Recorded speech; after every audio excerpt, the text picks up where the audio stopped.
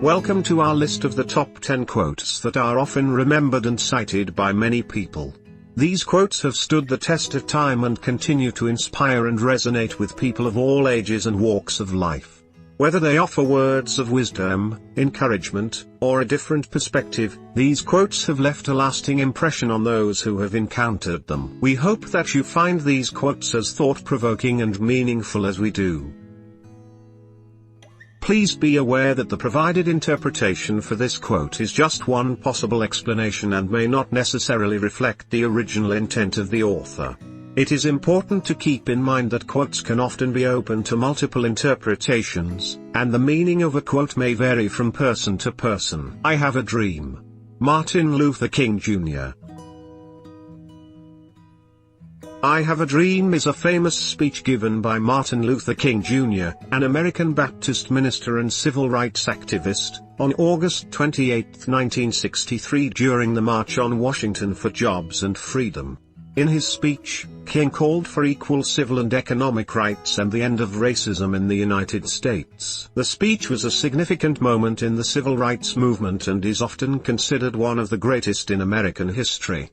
King talked about his dream of a world where people are judged based on their character rather than their skin color and called for an end to segregation and discrimination against African Americans. The phrase "I have a dream" has become a rallying cry for civil rights and social justice.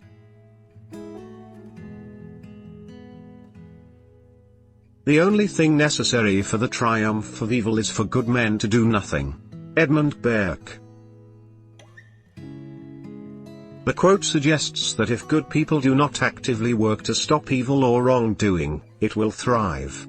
The quote's underlying message is that people who seek justice and righteousness must actively fight to combat injustice and wrongdoing rather than simply standing by and watching it happen. By taking a stand and speaking out for what is right, good people can help to prevent evil from succeeding.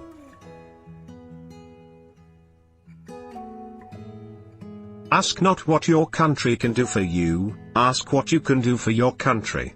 John F. Kennedy. In his inaugural address in 1961, President John F. Kennedy urged Americans to think about their role in contributing to their country and to work towards creating a better future for all. This message, famously known as the Ask Not speech, has come to symbolize the spirit of public service and the idea that every person has the power to make a positive impact on the world. The quote has become one of the most memorable lines from Kennedy's presidency.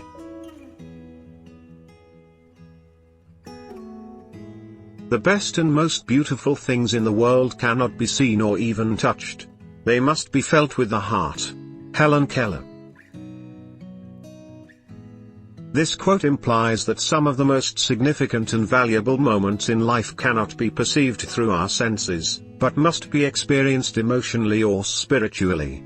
The quote suggests that true beauty and value in life are often intangible and internal, rather than tangible and visible. It encourages us to pay attention to our emotions and inner experiences, and to consider the impact that they have on our lives.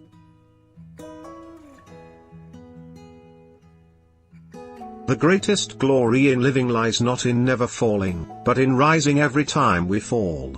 Ralph Waldo Emerson. One of the possible interpretations for this quote is that true greatness in life is not about avoiding mistakes or challenges, but about persevering and continuing to strive for success even when we encounter setbacks.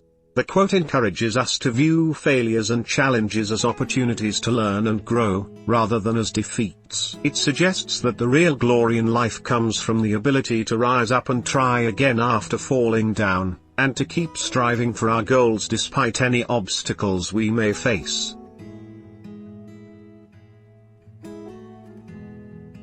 To be yourself in a world that is constantly trying to make you something else is the greatest accomplishment.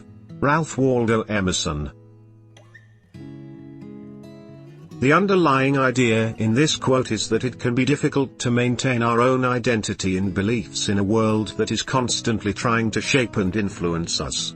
The quote suggests that the ability to be true to oneself and to resist conforming to societal expectations is a valuable trait to cultivate. It encourages us to embrace and celebrate our unique qualities and to stay true to ourselves, even in the face of external pressure to be someone else.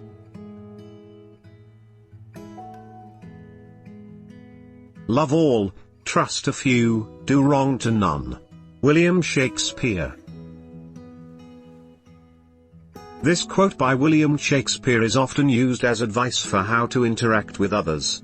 It suggests that it is important to show compassion and kindness towards everyone, be careful about who we trust and have faith in, and avoid causing harm or wrongdoing to others. The quote encourages us to be understanding and considerate of others, to carefully select those we confide in, and to try to live an honorable and moral life.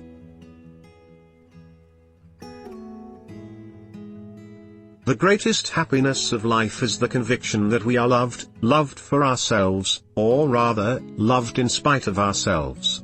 Victor Hugo. This Victor Hugo's quotation suggests that the greatest happiness in life comes from the feeling of being loved. This means that we are loved for our authentic selves, regardless of any flaws or imperfections. The quote highlights the significance of feeling loved and accepted by others, and how it can bring us joy and satisfaction. It suggests that being loved and valued by others can bring us great happiness in our lives.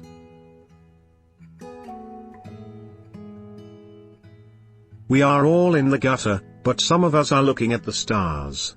Oscar Wilde.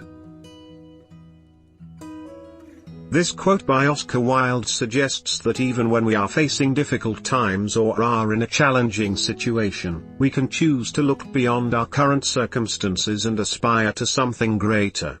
The phrase gutter represents a difficult or low place, while stars represent our hopes, dreams, and aspirations. The quote encourages us to keep our sights set on our goals and not let setbacks or challenges discourage us. It suggests that we can find inspiration and hope even in tough times by looking beyond our current circumstances and striving for something better.